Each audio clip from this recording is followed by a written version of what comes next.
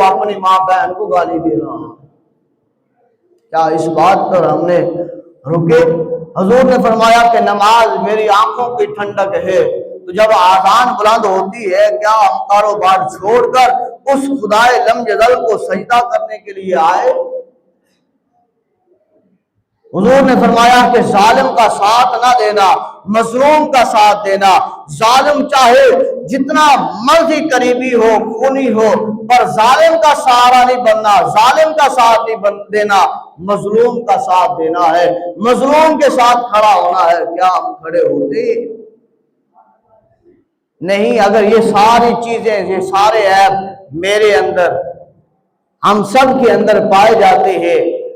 تو یقین جانو ہمارے یہ دعوے محبت والے، پیار والے، یہ عشق والے، یہ سارے کے سارے خوفلے ہیں۔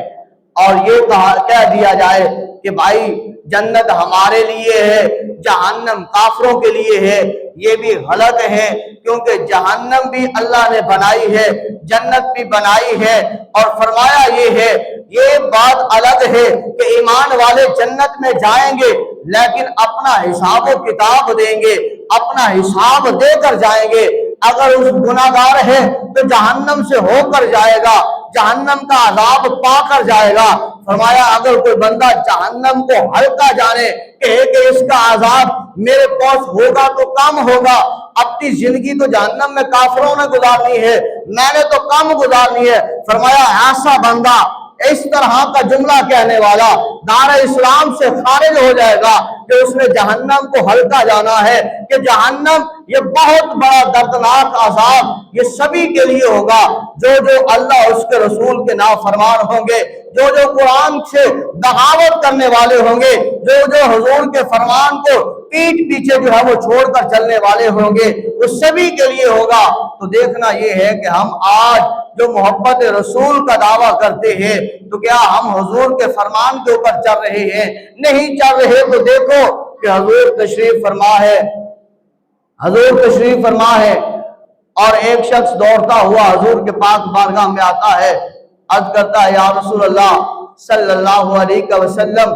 یہ فلاں قبیلے سے آیا ہوں، فلاں قبیلے کا اونٹ باولا ہو گیا ہے، وہ کسی کو جو ہے وہ پہچانتا نہیں ہے، اسے کاٹنے کے لیے دوڑتا ہے، بھاگتا ہے، بلکہ اونٹ کو بھی جو ہے وہ کاٹنے کے لیے بھاگتا ہے۔ حضور علیہ السلام فوراً کھڑے ہوئے، صحابہ عرض کرتے ہیں یا رسول اللہ ٹھہر جائیے، وہ اونٹ ہے کہیں آپ کو نقصان نہ پہنچا دے۔ تیرے میرے لجپال نبی صلی اللہ علیہ وسلم نے فرمایا اے میرے صحابہ سنو، مجھے اللہ نے تمام مخلوقات کے لیے رسول بنا کر بھیجا ہے، انسانوں سے بھی زیادہ میں محمد کو یہ مخلوقات جانتی ہے کہ میں اللہ کا رسول ہوں۔ حضور تشریف لائے، وہ باولا اونٹ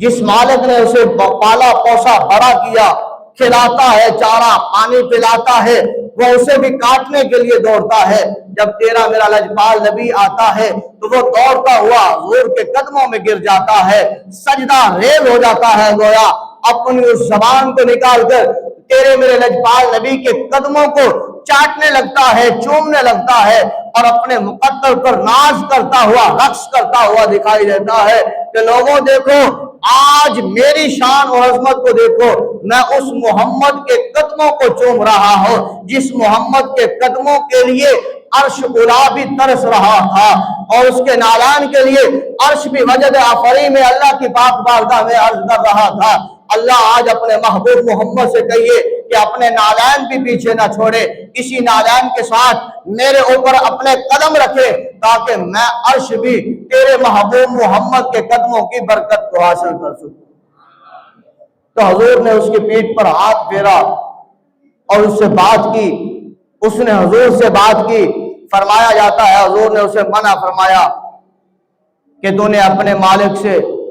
اور باقی جو لوگ ہیں ان کی طرف بھاگنا نہیں ہے، کاٹنا نہیں ہے، دوڑنا نہیں ہے۔ فرمایا جب تک وہ اونٹ رہا ہے اس نے سر نہیں اٹھایا، حضور کے حکم سے اپنے سر کو اس نے جھکائے رکھا ہے۔ مالک نے پانی پلایا ہے تب بھی ٹھیک ہے، نہیں پلایا پھر بھی ٹھیک ہے، اگر چارہ دیا ہے کھا لیا ہے پھر بھی خاموش کھڑا ہے، اگر نہیں دیا پھر بھی خاموش کھڑا ہے، کیونکہ حکم محمد رسول اللہ ہے۔